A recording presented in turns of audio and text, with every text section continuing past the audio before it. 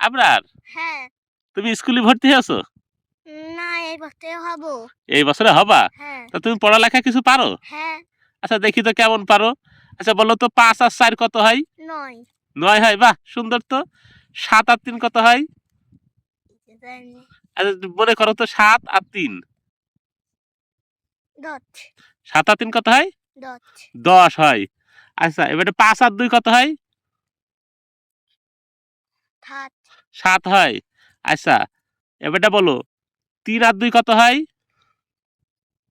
5। 5 হয়। আপনার কিন্তু এইসব পারে।